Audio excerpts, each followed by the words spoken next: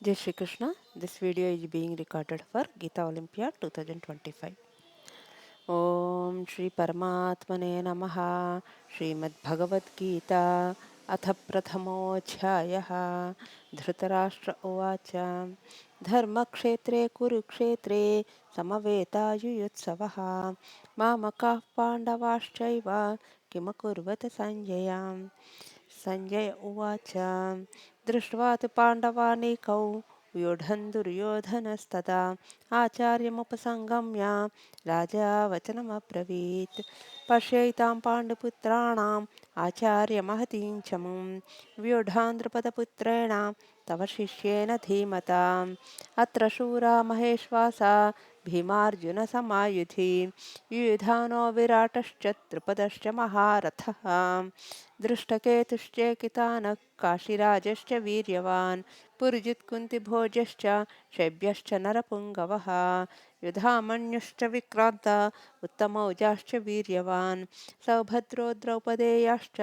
सर्व एव महारथाः अस्माकं तु विशिष्टाये तानि बोधद्विजोत्तमा नायका मम सैन्यस्य संज्ञार्थं तान् ब्रवीमि ते भवान् भीष्मश्च कर्णश्च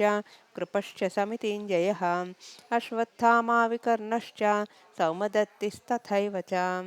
अन्ये च बहवः शूरा मदर्थे त्यक्तजीविताः नानाशस्त्रप्रहरणाः सर्वे युद्धविशारदाः अपर्याप्तं तदस्माकं बलं भीष्माभिरक्षितं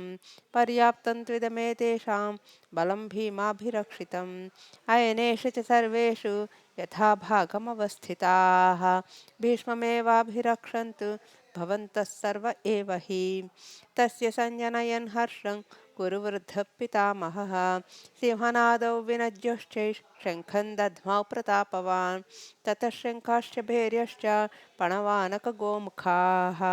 सहसैवाभ्यहन्यन्त सशब्दस्तु मुलोऽभवत् ततः श्वेतैर्हयैर्युक्ते महति स्यन्दने स्थितौ माधवः पाण्डवश्चैव दिव्यौ शङ्खौ प्रदध्मतुः पाञ्चजन्यं ऋषिकेशो देवदत्तं धनञ्जयः पौण्ड्रं दध्मौ महाशङ्खं भीमकर्मावृकोदरः अनन्तविजयं राजा कुन्तीपुत्रो युधिष्ठिरः नकुलः सह देवश्च सुघोषमणिपुष्पकौ काश्यश्च परमेश्वासः शिखण्डी च महारथः जुष्टद्युम्नो विराटश्च सात्यकिश्चापराजितः द्रुपदो द्रौपदेयाश्च सर्वशः पृथिवीपते सौभद्रश्च महाबाहुः शङ्खान् दध्मुक् पृथक् पृथक् सघोषो धार्तराष्ट्राणां हृदयानि व्यदारयत् नभश्च पृथिवीं चैव तुमुलो व्यनुनादयन् अथ व्यवस्थितान् दृष्ट्वा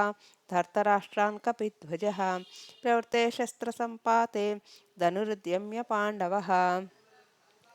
ऋषिकेशं तदा वाक्यम् इदमाहमहीपते अर्जुन उवाच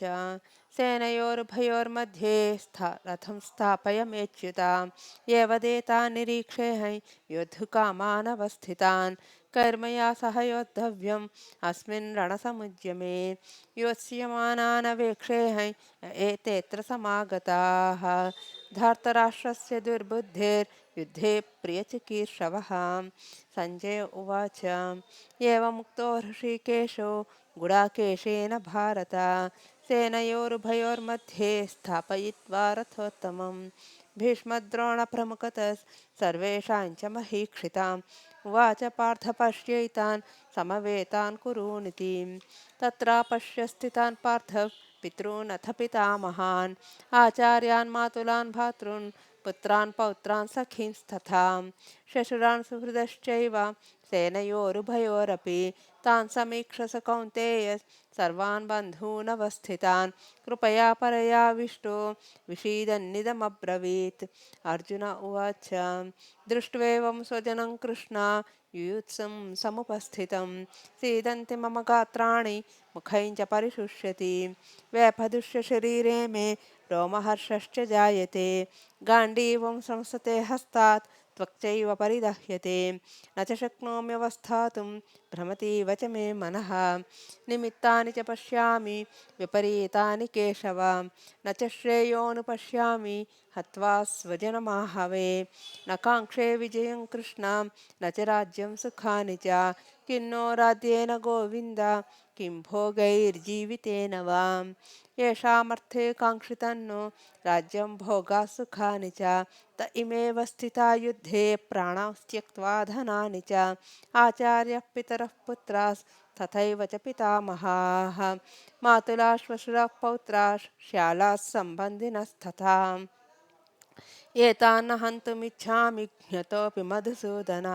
अपि त्रैलोक्यराज्यस्य हेतो किन्नु मही कृते निहत्य धार्तराष्ट्रान् का प्रीतिः स्या जनार्दन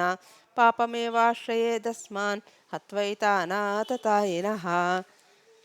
तस्मान्नार्हा वयं हन्तुं धार्तराष्ट्रान् स्वबान्धवान् स्वजनं हि कथं हत्वा सुखिनः स्याम माधव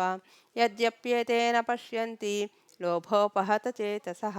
कुलक्षयकृतं दोषं मित्रद्रोहे च पातकं कथं ज्ञेयमस्माभिः पापादस्मान्निवर्तितुं कुलक्षयकृतं दोषं प्रपश्यद्भिर्जनार्दन